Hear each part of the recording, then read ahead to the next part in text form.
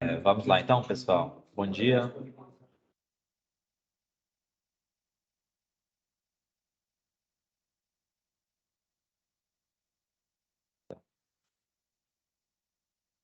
Digitou a inscrição? Não. Só a gravação. Ok. Acho que já está compartilhando, né? Vocês já estão vendo o slide aí? Tá dando para ver o slide, né? Então, vou colocar em modo de apresentação e vamos iniciar, então, a nossa segunda parte, né, dessa aula, que é exatamente a continuação, né, do que o professor Martino começou agora pela manhã. Mas primeiro eu vou me apresentar. Eu sou o Rodrigo Adorno, sou formado aqui na UNB, sou geólogo, né? Trabalho atualmente no Serviço Geológico do Brasil como pesquisador. E vim falar um pouquinho para vocês sobre a questão dos processos formadores de caverna. É uma continuação natural, né, do tema apresentado para vocês aqui até agora, né, pelo professor Martino. Só que nós vamos seguir um caminho inverso, né? Ele mostrou como as rochas carbonáticas se formam, quais são as principais texturas e aspectos observáveis na rocha, e nós vamos seguir agora um caminho de destruição da rocha, né? Ou seja, como é que as rochas se destroem, como é que isso ocorre e o que que isso teria a ver, né, com a formação de cavernas propriamente dita e seus mecanismos. Então, essa aula está prevista para ter uma duração entre 45 e 60 minutos, a depender da dinâmica aqui entre as duas verificações de aprendizagem. Deixa eu começar a colocar o pointer aqui para vocês conseguirem me acompanhar, tá? Então, nós vamos apresentar os conceitos fundamentais aqui do intemperismo de uma forma um pouco mais aprofundada do que o professor Martino colocou, né? Porque esse é o objetivo da aula. Mas quero também deixar claro que essa não é uma aula exatamente voltada para um público de geólogos ou geocientistas, voltada mais para um público mais heterogêneo. Então, vou apresentar aqui conceitos de uma forma básica, de uma forma acessível, até mesmo para aqueles que não têm conhecimento geológico profundo, né? Então, esse é o objetivo desse curso. Então, vamos apresentar o que é o intemperismo, seus mecanismos, as formas com que o intemperismo ocorre e como é que ele se manifesta nas rochas, através de seus três principais mecanismos, o físico, o químico e o biológico, muito rapidamente. Quais são os fatores que controlam esse intemperismo na rocha? Então, a temperatura, o clima, enfim, né? A distribuição geográfica do intemperismo, a gente vai ver se dá para entrar nisso aqui, porque nós estamos numa situação geográfica bastante específica, né, relacionada aqui ao Centro-Oeste, à região de Minas Gerais especialmente. E aí nós vamos fazer uma pequena verificação de aprendizagem, vamos ver se vai dar certo. Aí depois eu apresento muito rapidamente o ciclo das rochas e os conceitos básicos, né, da espeleologia e estudo da formação das cavernas. E aí a gente faz a segunda verificação de aprendizagem e encerramos a aula. Bom, então, o que seria essa palavra, né? Intemperismo. Intemperismo, né, é o processo geral pelo qual as rochas são destruídas na superfície da Terra. Então, é o caminho inverso da formação da rocha. A rocha, né, esse termo rocha, ele é exatamente um agrupamento químico, né, de minerais que, no estado sólido, compõem a maioria da formação do nosso planeta. Enquanto na superfície, essas rochas podem ser, então, transformadas de um grupo para outro dentro do que nós chamamos de ciclo das rochas. Então, é uma frase de um naturalista, né, bastante famosa, né, que os picos de nossas terras são, deste modo, nivelados com as praias. Nossas planícies férteis são formadas das ruínas de montanhas. Então, é uma coisa assim até poética, né, mas retrata bem o processo de destruição das rochas para a formação de solos e a parte em que o fim, né, da vida de uma rocha se encerra, então, com o intemperismo. Então, é um somatório de processos físicos, químicos e biológicos que altera as rochas e, por consequência, os minerais constituintes dessas mesmas rochas para a formação de solos e sedimentos, que seriam aqueles detritos que o professor Martino apresentou para vocês, que nós chamamos de sedimentação clástica, né? A formação das rochas, a transformação das rochas em materiais mais estáveis em condições físico-químicas diferentes daquelas de origem. Então, imagine uma câmara magmática a altíssima temperatura, pressão no interior do planeta, num processo de soerguimento, é então submetida às intempéries de uma pressão atmosférica muito baixa em relação àquelas a que ela se formou, condição de água ácida. Então, tudo isso é bastante diferente daquilo que ocorre no interior do planeta. Então, essa mudança físico-química acaba por gerar uma nova situação de equilíbrio. E esse equilíbrio químico, muitas vezes, é o responsável pela destruição das rochas. Nosso caso, né, estamos dando uma ênfase especial às rochas carbonáticas, porque elas são as principais formadoras de cavernas, né? Então, a maioria dos nossos ambientes de caverna são em rochas carbonáticas.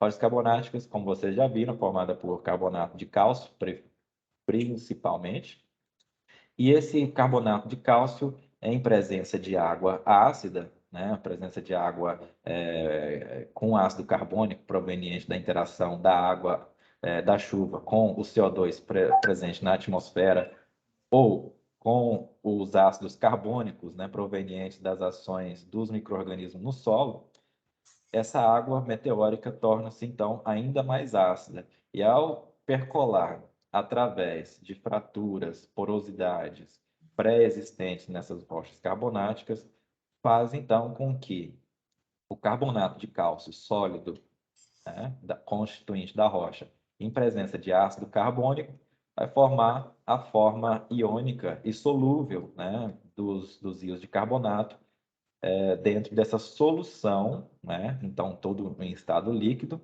que vai percolando através dessas fraturas, né? E dissolvendo e abrindo essas fenestras, essas fendas, né? E transportando para um novo estado de equilíbrio no que nós chamamos de espelhotemas, né? Ou seja, essa água meteórica contendo os íons de carbonato em solução, ao encontrar dentro da caverna a interface entre as paredes da caverna e a atmosfera, ao longo dos dezenas, centenas e até milhares de anos, vai se precipitando aqui novas fases carbonáticas que são chamadas de espelhotemas, tanto na parte superior quanto na parte inferior das cavidades.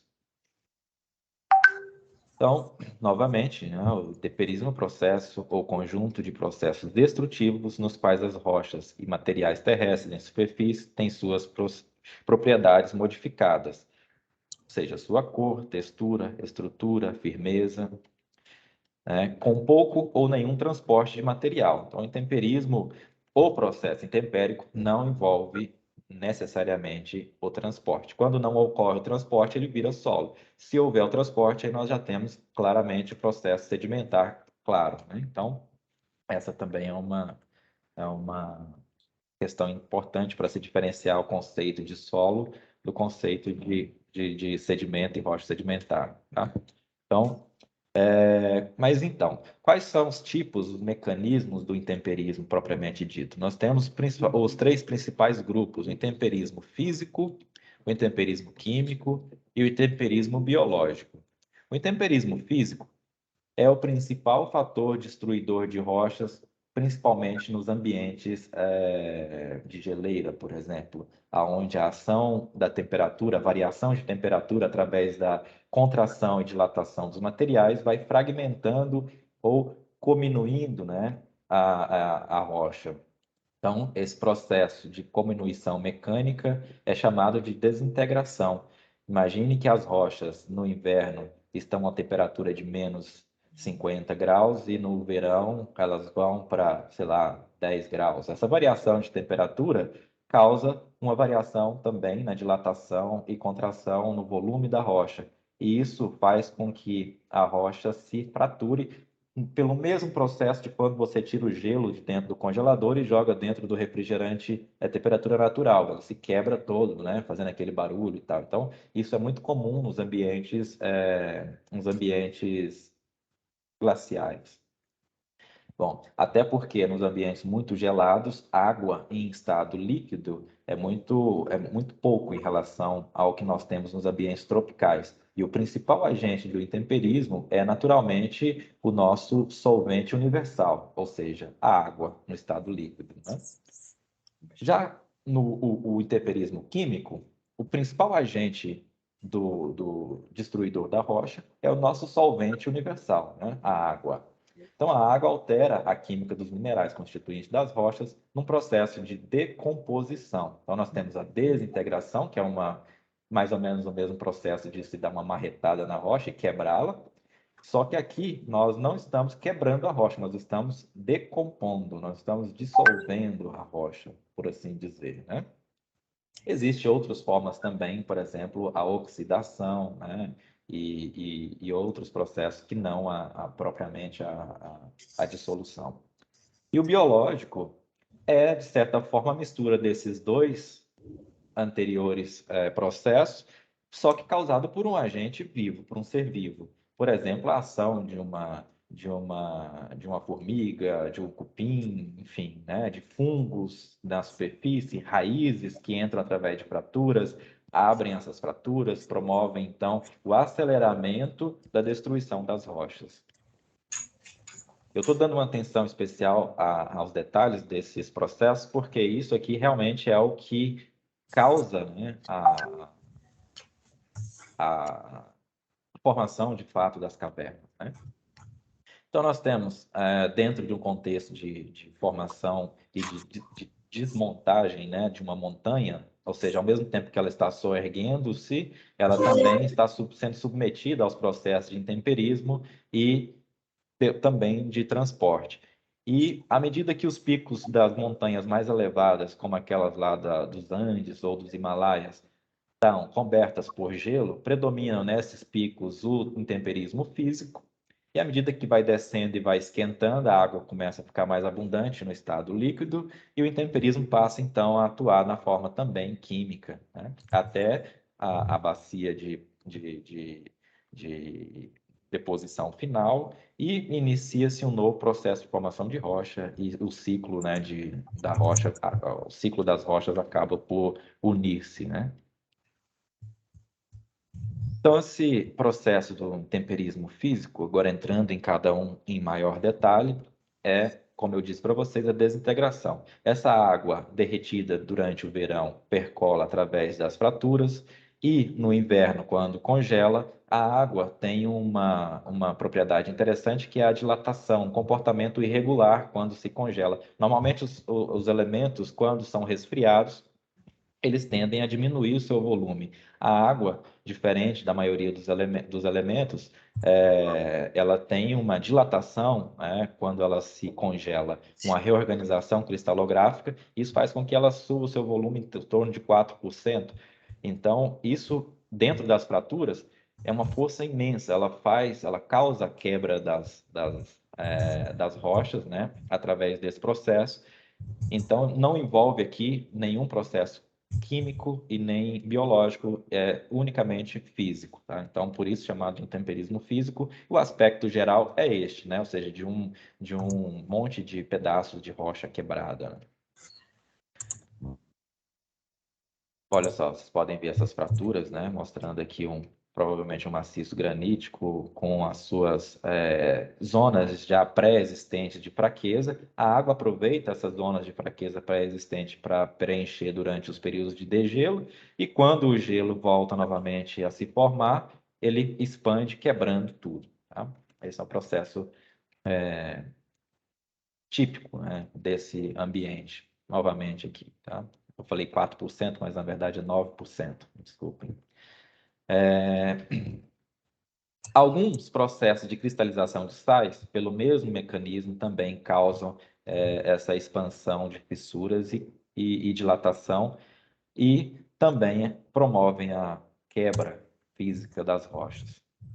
Então, temos também o alívio de pressão, quando rochas presentes numa situação inicial de maior soterramento são expostas a um soterramento menor, esse alívio de pressão faz com que as fraturas da própria rocha se quebrem por um processo físico.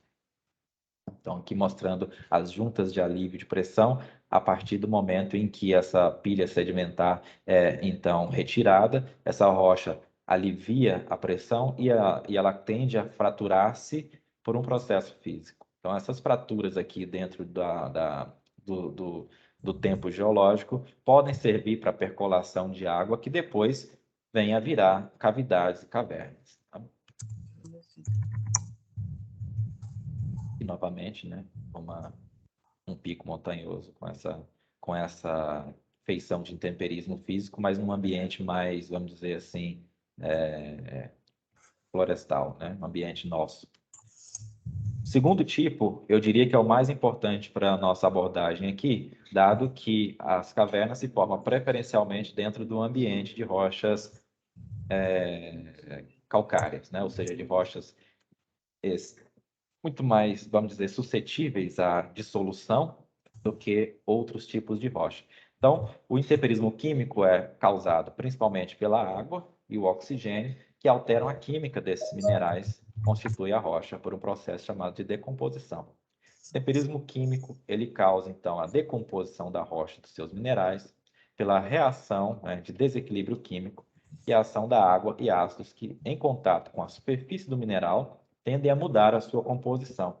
E, geralmente, esse produto dessa reação, ele tem uma resistência menor, né? Então, isso vai levar necessariamente à abertura de espaços, né, que tendem a formar, então, cavidades cada vez maiores.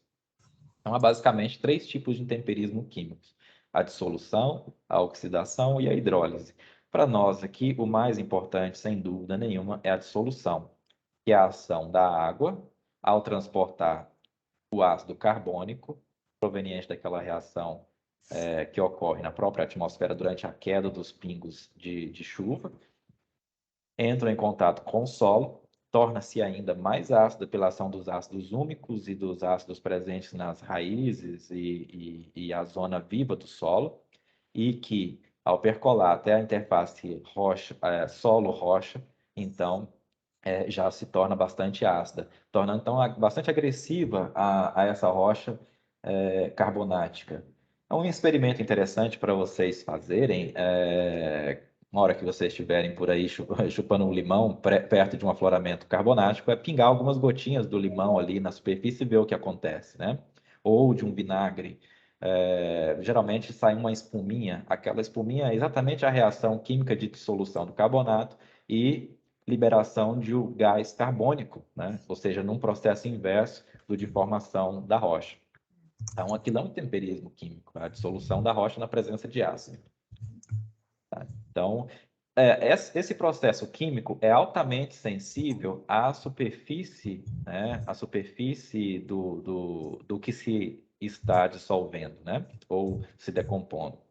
Então, um blocão de um metro cúbico, ele tem cerca de 6 metros quadrados de superfície. Se você romper isso indefinidamente, essa área superficial tende ao infinito, não é? Então, quanto mais vezes você particionar essa mesma quantidade de matéria em menores pedaços, a área de superfície vai subindo bastante. Por exemplo, esse mesmo bloco, fragmentado em 8 pedaços, já passa a ter uma superfície de 12 metros quadrados de área.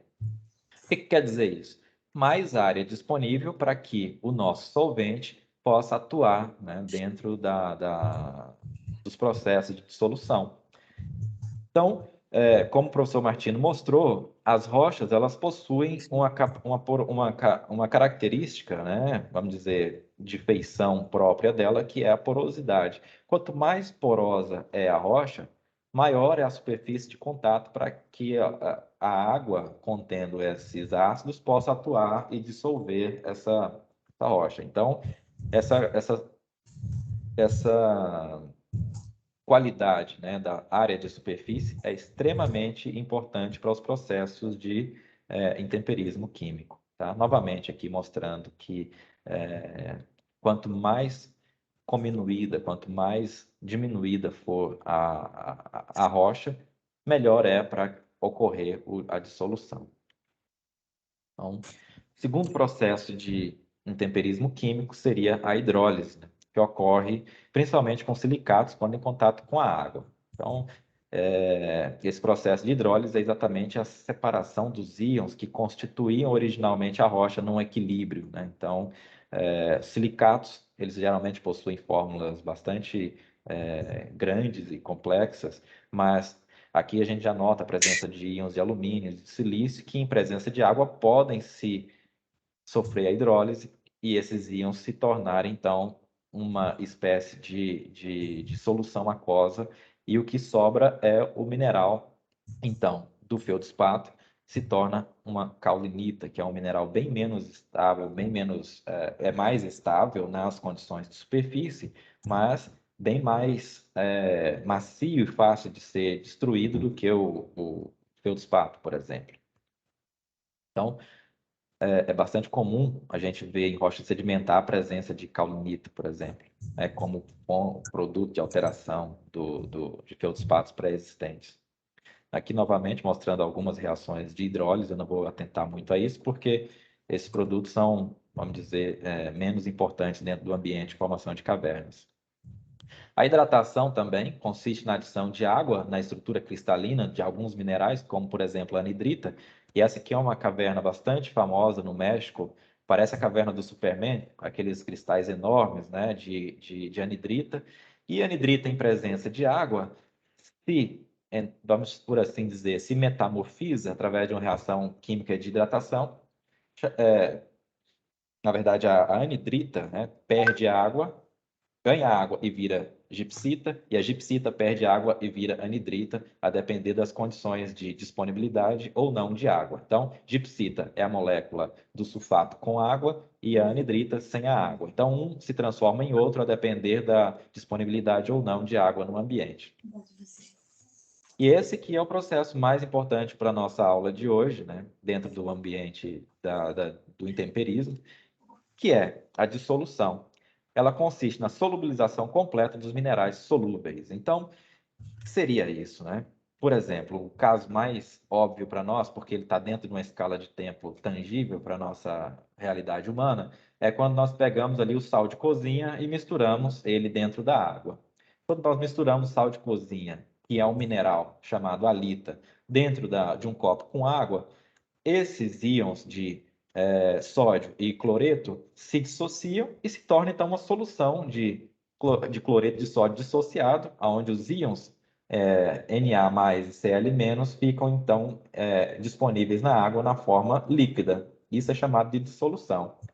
A mesma coisa ocorre com os íons de calcita ou de aragonita, né? Depender da fase em que ele se encontra cristalizado, mas a fórmula química é exatamente a mesma. Então, CaCO3, em presença de água, se torna Ca2+, e CO3, 2-. Esses íons aqui são totalmente aquosos, então a água, a solução resultante desta reação química é uma solução totalmente aquosa. Então, aqui nós vemos que essa rocha não tinha esse formato originalmente, mas a presença de água da chuva ao longo dos milhares, até mesmo milhões de anos, vai exatamente dissolvendo e lixiviando e carregando esses íons aqui, que agora são aquosos e podem escorrer junto com a água, para outro lugar, né?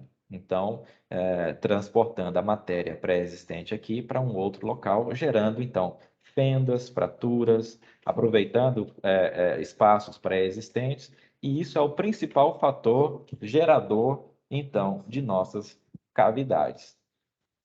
Essa dissolução, ela se dá, então, num ambiente que nós chamamos, como já foi apresentado, um ambiente kárstico, tá? Esse nome é importante. O ambiente de formação de caverna a partir da dissolução é chamado de ambiente kárstico.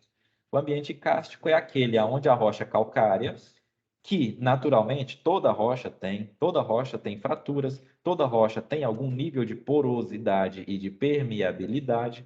Então, quando a água da chuva, ao passar por aqui na superfície, encontra uma superfície de descontinuidade hidráulica, ela decide então percorrer o caminho mais fácil, que são as fraturas. Ao percorrer essas fraturas, muitas vezes a água da chuva teve que percorrer necessariamente toda a atmosfera, reagiu com os íons, com o CO2 formando ácido carbônico, ou seja, toda gota de chuva é um pouquinho mais ou menos ácida, depender das condições atmosféricas. Isso se ela não interagir com outros itens de poluição, como, por exemplo, o enxofre, né? E aí sim, gerando uma chuva ácida ainda muito mais agressiva, mas vamos considerar uma chuva normal. Uma chuva normal interage com os íons com o CO2, formando então a solução iônica de ácido carbônico, que ao interagir com o solo, então ela vai procurar uma zona de maior permeabilidade para então se penetrar na rocha, e ela já penetra bastante ácida e depletada em cálcio. Não tem praticamente cálcio algum na água da chuva. Então, quando ela chega a interagir com as paredes da caverna, que são formadas por cálcio e por carbonato, ela vai ter um desequilíbrio, a reação é totalmente desequilibrada no sentido de formação, então, da dissolução da rocha, ou seja, a formação dos produtos dissolvidos do íons de carbonato e de cálcio, 2+, que são aquosos.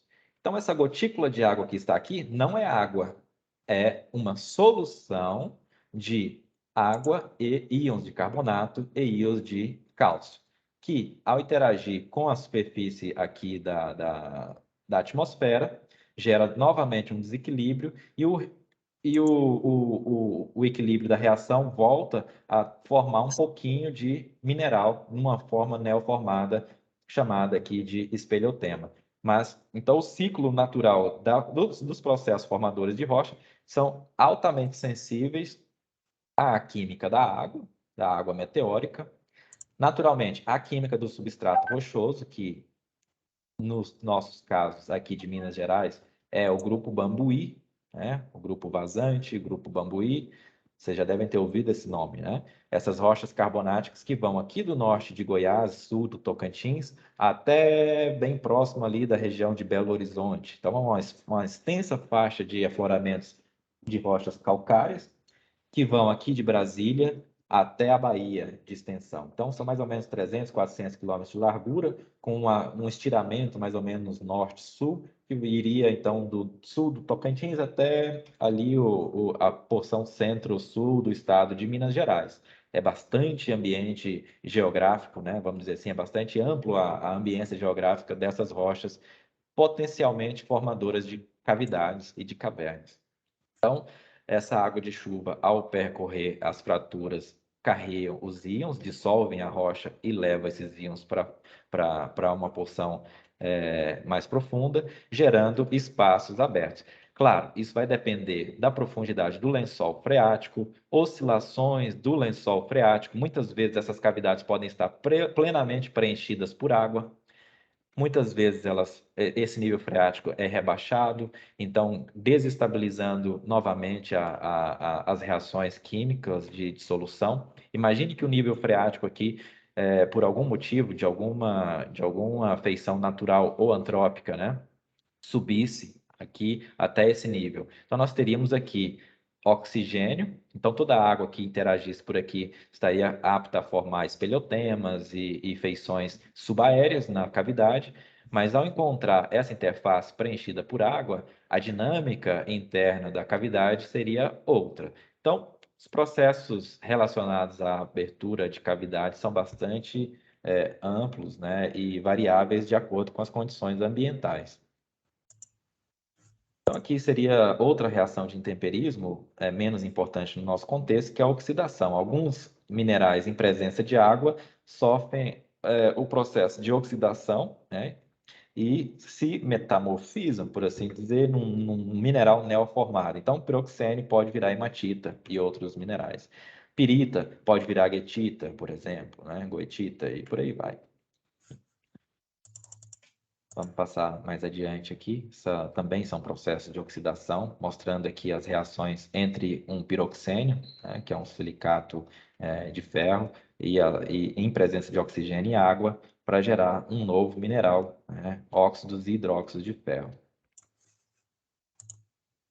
Bom, num ambiente dessa natureza aqui, ou seja, em abundante presença de água, ou seja, na região amazônica, qual seria, né, a forma predominante de intemperismo esperada aqui? Uma presença de bastante raízes, água, enfim, né? Ou seja, o intemperismo predominante numa região como essa, é um intemperismo tanto químico quanto químico-biológico, tá? Então, Bom, o último deles seria o intemperismo biológico, através da ação dos fungos, líquens, e isso produzindo, então, a dissolução bioquímica, através de bactérias, ácidos úmicos, restos de vegetais em decomposição, que, como eu já disse, gera ácidos carbônicos.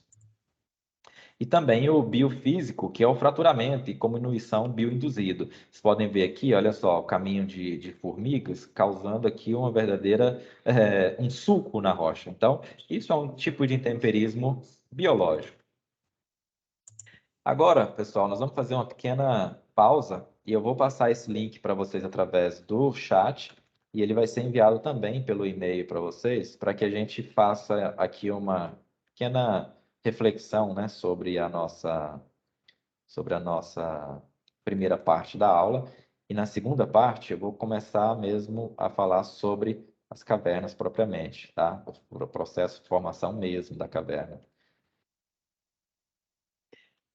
Oi? O chat, né?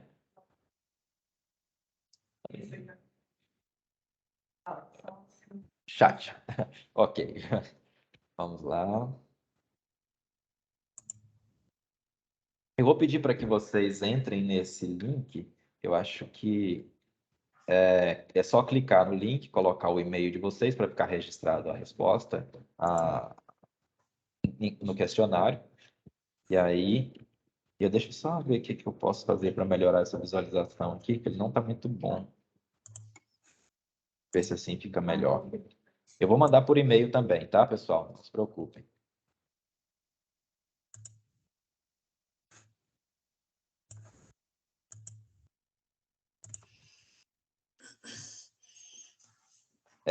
Se alguém tiver alguma dúvida, eu acho que esse é um momento também para a gente interagir, tá? Para a gente quebrar um pouco aquela dinâmica puramente expositiva e vocês podem ficar à vontade, tá?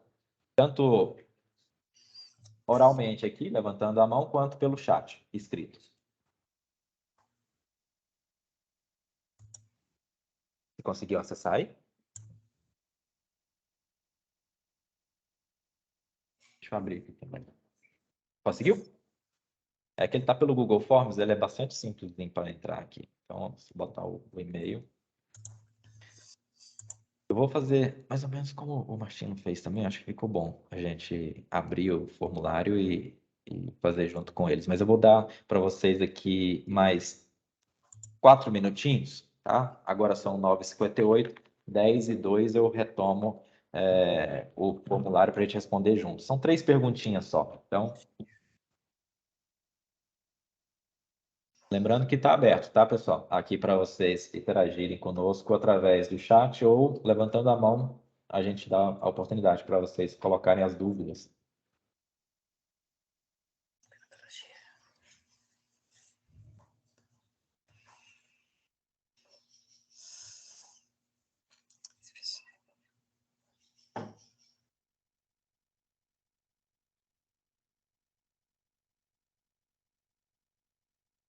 Deu certo? Já fez?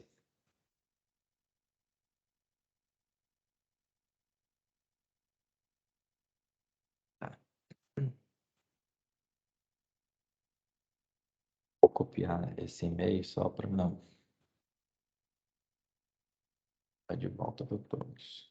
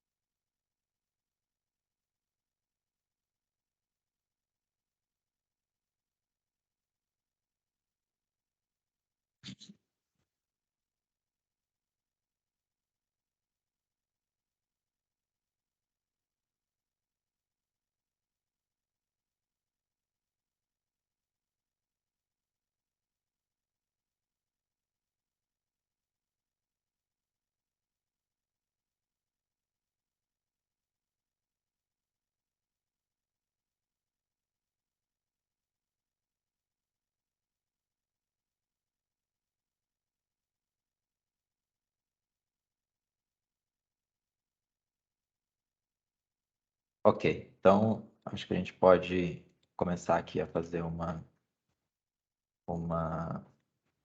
reflexão aqui sobre o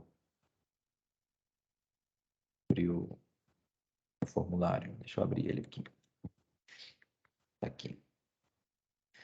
Bom, deixa eu projetar a tela para a gente ver certinho. Compartilhar. Este aqui. Ok, vocês devem estar vendo a minha tela, né? Essa é a parte 1 da verificação de aprendizagem dos processos formadores de caverna. Então, a gente teria 5 minutos, é muito simples, é só colocar o e-mail. É importante vocês colocarem aqui, porque aí a resposta fica individualizada. Vocês podem fazer no celular, pode fazer onde achar mais conveniente. Então, eu coloco aqui, qual tipo de intemperismo predomina nessa figura abaixo? Então, o que nós temos aqui? Temos a ação de líquens e alguns fungos e esses musgos na superfície de dois tipos diferentes de rocha. Então, o que vocês acham que predomina nessas duas fotos? O intemperismo químico, o intemperismo biológico ou o intemperismo físico?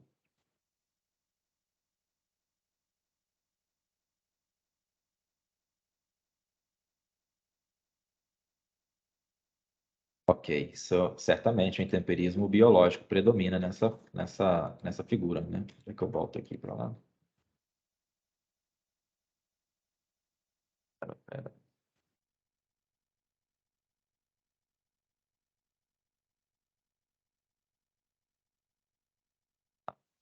Essa segunda pergunta, qual tipo de intemperismo predomina nesta figura abaixo? Então, nós temos aqui aquela figura do slide, onde nós temos um ambiente cárstico, carbonático. Então, aqui seria o intemperismo químico, biológico ou físico. Então, só o intemperismo químico. Tá? E abaixo, a mesma figura também do slide, mostrando um ambiente aqui glacial, né? Ou seja, onde a água líquida é bastante escassa. Então, dentre os três tipos, o intemperismo físico predominaria nessa figura. Então, agora a gente pode voltar para nossa aula, para a segunda parte, tá? Vamos lá.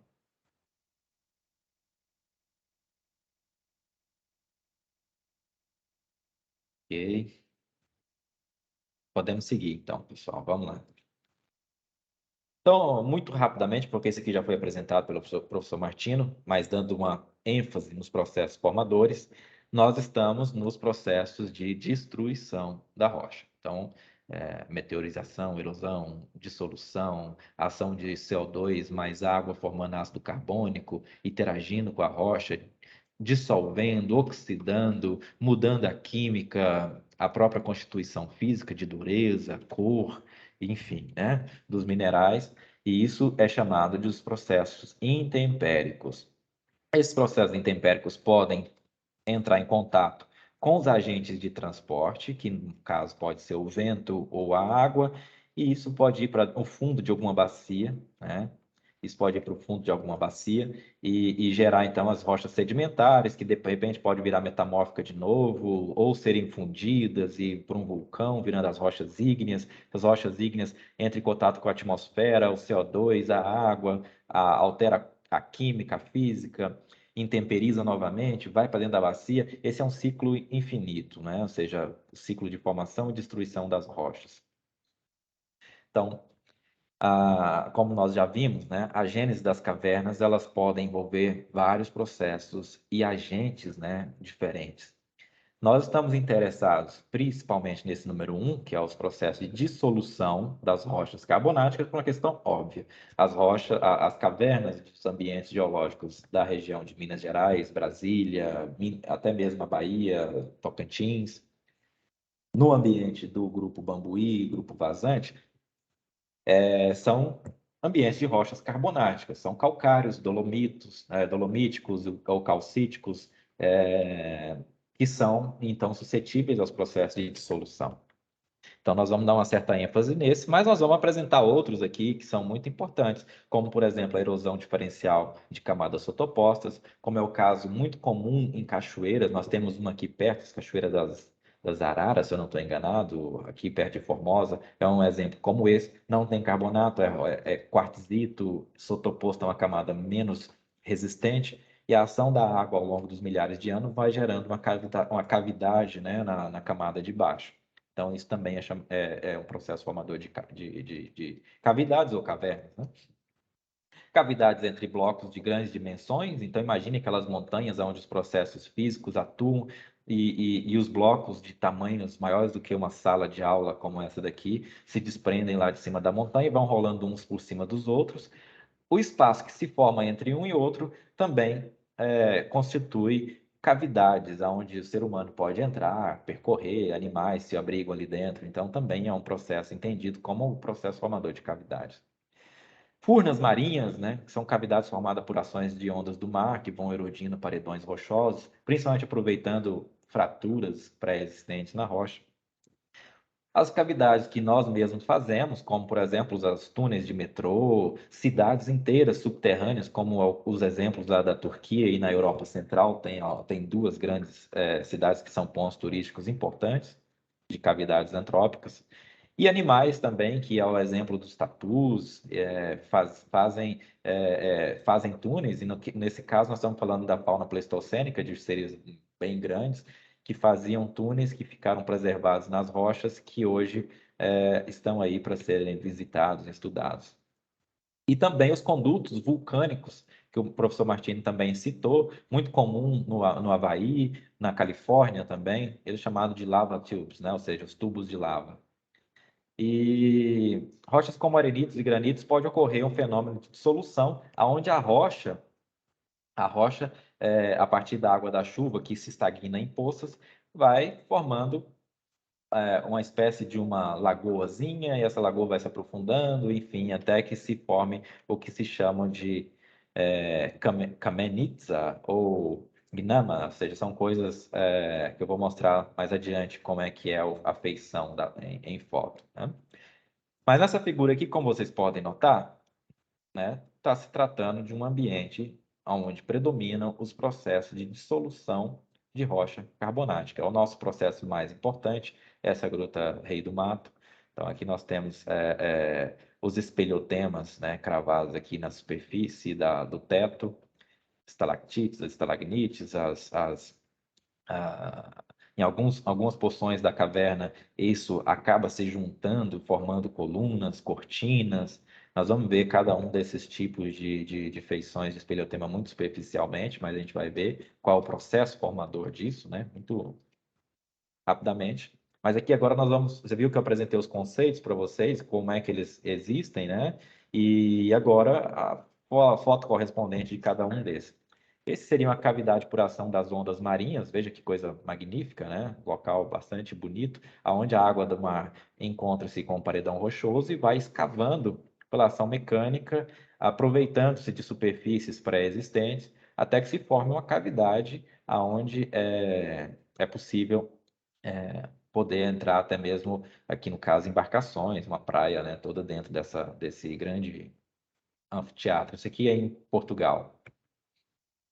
Aquele mecanismo que eu falei com vocês, das cavernas em cachoeira, por erosão diferencial, cada camada dessa tem uma reologia, tá? O que significa reologia? Reologia não é geologia em espanhol, né? Reologia em português com R significa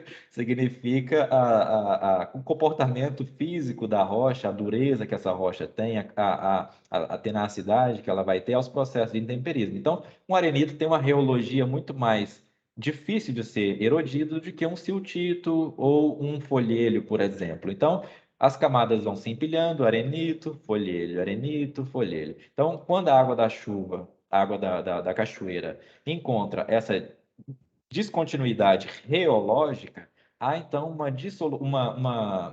uma erosão diferencial. Essa camada menos competente se erode com uma facilidade muito maior do que essa, gerando então cavidades. Essa cachoeira tripla, né, no Líbano, belíssima, né? Aqui nós temos a Serra do Cipó, onde também se forma esse tipo pelo mesmíssimo mecanismo. Isso é muito comum, até tema de filme, né? Participa até do imaginário, né? A questão dos Indiana Jones, aquelas cachoeiras atrás cavernas atrás de cachoeira, caverna do dragão, e por aí vai, né? Aquele nome estranho que eu falei para vocês, né, que seria esse tipo aqui, aonde a água da chuva, os gnamas, né, ou seja, a água da chuva vai se concentrando e vai interagindo quimicamente com o maciço rochoso, nesse caso, aparentemente um granito, e vai formando essas cavidades na rocha. É um processo também formador de cavernas. Esse, naturalmente, é um processo antropogênico, aonde na Turquia, eu imagino que por uma questão de clima, as pessoas se abrigavam dentro do maciço rochoso, cavucando, escavando e construindo habitáculos ali cada vez maiores, porque aqui dentro a rocha ela tem uma propriedade de térmica muito confortável, né? Ela demora muito para se esquentar e também demora muito para esfriar. Então, ela tem uma certa estabilidade térmica confortável para as pessoas. Eu imagino que essa seria a principal motivação das pessoas a buscarem abrigo, né, dentro de cavernas naturais. No caso da ausência dessas naturais, a escavarem suas próprias cavernas, né, com as mãos. Então, também temos na Áustria esse tipo de situação, virou ponto turístico aqui, né? Então, as pessoas iam escavando canaletas e condutos que conduziam uns aos outros. No caso, esse da Turquia foi achado por acidente. O rapaz foi fazer uma obra em casa, uma reforma, e achou um dos condutos, e foi, quando viu, tinha uma cidade inteira abaixo da casa dele, né? Então, isso é bastante interessante. Foi por acaso a descoberta. Esses exemplos que estão em tela foram descobertos na época que eu trabalhava em Porto Velho, né? E esse geólogo aqui descobriu esses grandes galerias e túneis que são atribuídas às preguiças gigantes do Pleistoceno. Então tem marcas de unha aqui na superfície da caverna, né?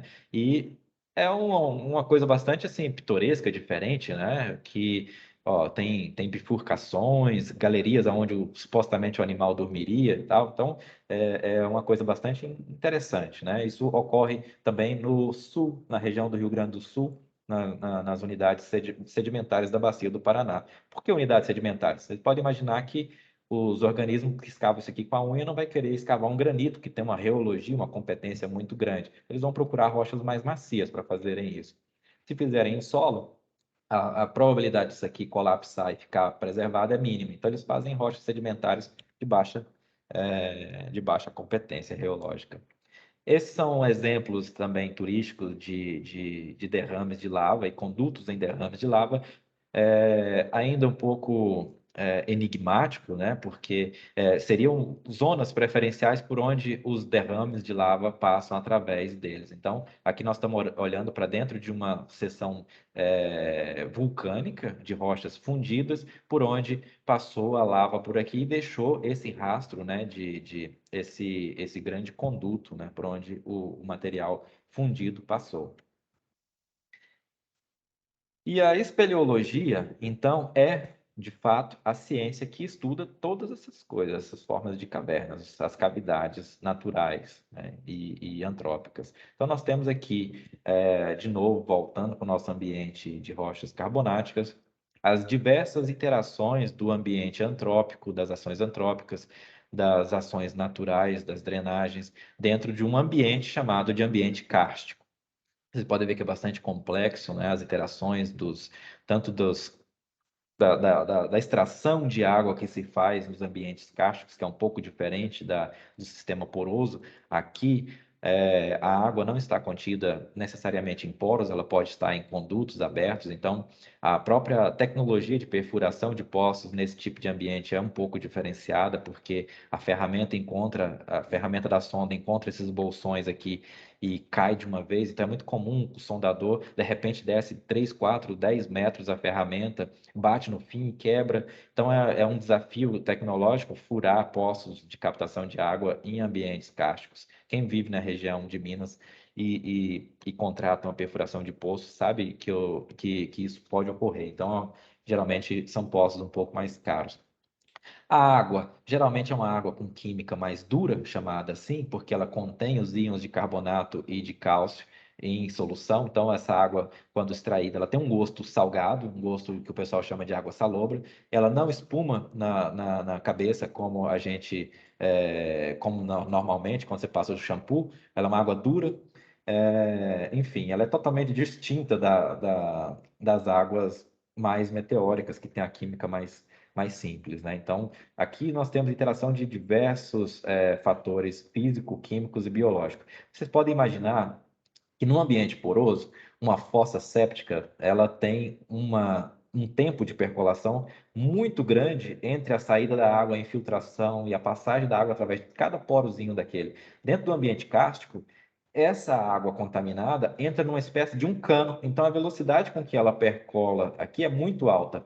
Então nós usamos dizer que em hidrogeologia, que esses são os ambientes de maior suscetibilidade à contaminação e à ação antrópica, ou seja, os ambientes hidrogeológicos de karst, ou seja, eles são muito sensíveis às ações de contaminação de superfície, tá? Então, isso também é uma questão importante do ponto de vista ambiental, tá? E aqui, novamente, mostrando esses processos que eu já falei com vocês anteriormente, né? Aqui numa escala macroscópica, aqui numa escala microscópica, de geração da caverna. Queria falar uma coisa importante também, fazendo um link entre a aula do professor Martino e essa aula. Na natureza, é muito comum uma feição que nós chamamos de fractal. Eu não sei se vocês já ouviram falar disso, fractal. Se vocês pegarem uma lâmina petrográfica, ela é bem pequenininha assim, ela vai ter ali 2 centímetros de rocha polida com 30 micras de espessura. Ela vai ter a textura geral da rocha naquele pedacinho, os grãozinhos da rocha, as fraturas, as pequenas dissoluções chamadas de porosidade secundária. Elas tendem a ter mais ou menos a mesma feição geral que nós encontramos num corte desse daqui, que teria aqui, sei lá, 100, 200 metros por 4, 5, 10 quilômetros de largura. Então, isso é chamado de fractal. Aquilo que ocorre numa escala microscópica ocorre também numa escala meso, macro ou megascópica, tá? Então, isso é importante também a gente falar. Ou seja, os processos de dissolução que ocorrem em escala de lâmina, de microscópio, pode ocorrer também numa escala de afloramento ou até mesmo de um perfil regional. E essa água passar através de toda essa coluna de rocha, precipita-se quando se torna supersaturada com íons de carbonato e de cálcio, novamente os espeleotemas. Então aqui nós temos as estalactites, né, estalactites no teto e as estalagmites na base ou no piso, no assoalho da cavidade, quando não preenchida por água. Tá? A cavidade é preenchida aqui por ar atmosférico. Eu já falei sobre todas as interações da água com o CO2 da atmosfera, com a matéria orgânica do solo. Ela vai procurar naturalmente os meios de maior permeabilidade para percorrer, e ao percorrer por esses meios de maior permeabilidade, vão se tornando cada vez mais saturadas, até se tornarem supersaturadas em íons de carbonato.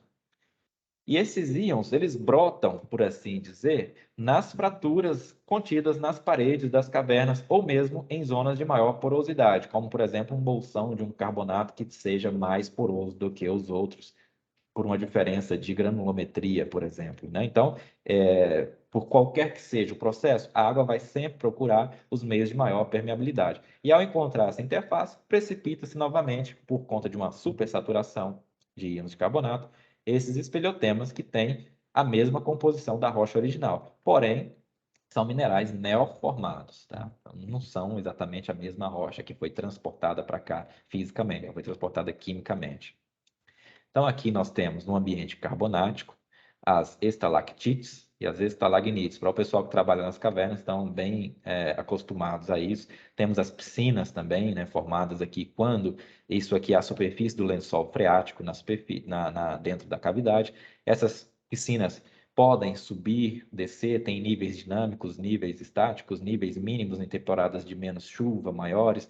Em épocas de chuva, depender da caverna, rios subterrâneos podem se formar, temporária ou intermitentemente, e por aí vai. Então, essa água, quando se empoça, né, dentro da cavidade, pode formar o que nós chamamos de piscinas e bacias. E nas beiradas, nas bordas dessa água, nós temos que lembrar que isso aqui não é água, tá? Isso aqui é uma solução aquosa supersaturada em íons de carbonato e de cálcio. Essa solução supersaturada na interação com a atmosfera, vai precipitar nas bordas esses íons, né? Ou seja, esses íons não, esses minerais, que são os carbonatos de cálcio, aragonita e calcita, preferencialmente, né? Então, eles têm essas feições, essas bolinhas, a gente dá o nome de feições botrioidais, né? Então, eles têm essa formação, forma pérolas, forma várias coisas, assim, bastante fotogênicas. Eu vou ver se eu consigo mostrar para vocês. Essa daqui é uma feição também de interação da água das piscinas com a atmosfera, formando o que se chama de Charleston, essa espécie de uma franja, né, em volta. Olha que cortinas bonitas e vão até encostar, às vezes encostam, às vezes não. Essa daqui formando uma espécie de uma microcoluna, né? Então, assim, as feições são muito bonitas. As colunas clássicas, olha, uma pessoa de escala para servir aqui para nós, ou seja, as estalactites, ao se crescerem e quando pinga no chão, vão crescendo as estalagmites embaixo e as estalactites em cima. Isso vai crescendo uma em direção à outra e quando se juntam uma com a outra, forma essas belíssimas feições chamadas de colunas. As colunas muitas vezes são lisas, às vezes tem esses formatos assim parecendo aqueles líquens, né, em volta de um tronco. Então, os formatos aqui são bastante variados em função da cristalização dos minerais neoformados. Então, os minerais sempre tendem a se formar num estado, vamos dizer assim, de maior conforto, né, de espaço. Muitas vezes não chega a se formar uma coisa muito retinha, o equilíbrio químico vai sendo deslocado em direções aleatórias, aparentemente aleatórias, vai se formando essas como se fosse um emaranhado, né, de pequenas estalactites, que são as elictites, né? Então, essas são feições em carbonato, todas em carbonato. E aqui, novamente, só para a gente fazer um review rápido do que foi apresentado, a interação de toda a ação antrópica, né, seja tanto no campo quanto nas cidades, sobre as formações carbonáticas sotopostas, ou seja, localizadas abaixo. Então, as pessoas geralmente não se preocupam muito com o que está abaixo dos seus pés, né? A gente acha que se a gente fosse cavucando aqui um buraco, sempre teria terra até o infinito, mas não é bem assim. O solo logo dá espaço a um material rochoso, inconsolidado, e esse material rochoso então, representado pela rocha-mãe, o bedrock, né? Então, nesse caso, olha a quantidade de espaços vazios que podem ter embaixo de cidades. Eventualmente, isso pode colapsar. O exemplo daquela cidade no Chile, recentemente, que abriu uma cratera enorme. Então, essas crateras em superfície são chamadas de dolinas, e quando a cavidade é horizontal, chamada de caverna. Então, todas as interações da água superficial com a atmosfera, com a biota, as ações antrópicas, o solo vai influenciar naturalmente na quantidade, na qualidade da água subterrânea, na formação das cavernas, na desestabilização da caverna. Imagine uma atividade industrial de grande porte sobre uma cavidade dessa natureza aqui, que envolva o despejo de material ácido, por exemplo. Então, todas essas coisas precisam ser levadas em consideração, tendo em vista que esse é um sistema muito suscetível às alterações ambientais, tá? Então, aqui nós temos um overview de praticamente tudo que é possível ocorrer dentro das cavidades, levando em consideração, inclusive, diferentes níveis de estabilidade de água dentro daquelas bacias e piscinas, até o nível final, que é realmente o nível freático, aqui embaixo. Tá? Então, em termos assim de processos e as cavernas, né, propriamente ditas, processos formadores das cavernas propriamente ditos, era isso que eu tinha para apresentar para vocês. Nós temos novamente aqui um questionário dessa segunda parte, que é um questionário tão simples quanto o da primeira. Então, eu vou colocar aqui no chat para vocês e vou mandar por e-mail também. E a partir de agora, vocês também estão com a palavra à vontade para a gente poder interagir através do chat ou da pergunta também.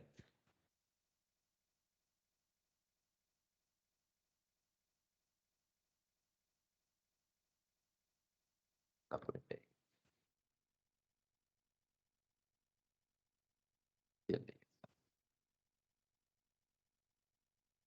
Compartilhar a tela com vocês, para vocês verem aqui o formulário aberto. Essa é a parte 2 do nosso formulário, fixação de conteúdo, né? Processo formadores de caverna. Da mesma forma, coloque um e-mail de vocês. Bom, a foto abaixo é da Gruta da Lapinha, em Lagoa Santa, Minas Gerais.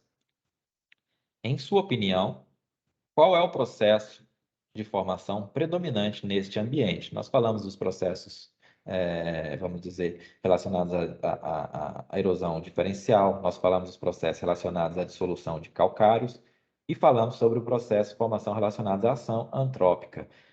Dentre esses ambientes e processos formadores de caverna, qual deles vocês acham que estaria relacionado à foto em tela?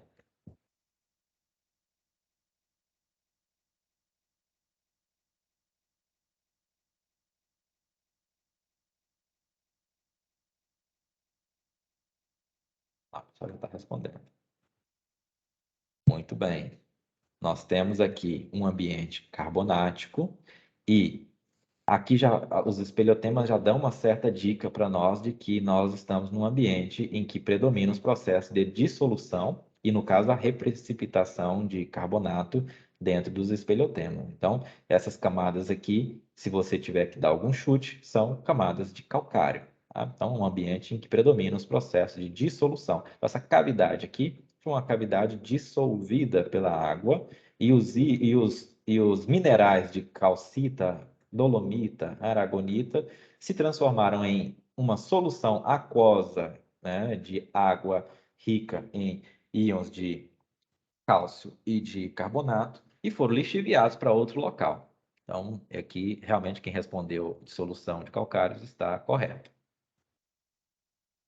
Segunda pergunta. Na sua opinião, considerando o sistema kárstico como um todo, qual é o nível de suscetibilidade destes sistemas em relação às contaminações e poluições? Ou seja, nós estamos num ambiente, como eu falei para vocês, onde a água não percorre através de grãos, entre grãos, elas percorrem através de dutos, como se fossem canos e rios subterrâneos. Então, seria uma suscetibilidade muito baixa, muito alta, ou igual a qualquer outro sistema conhecido.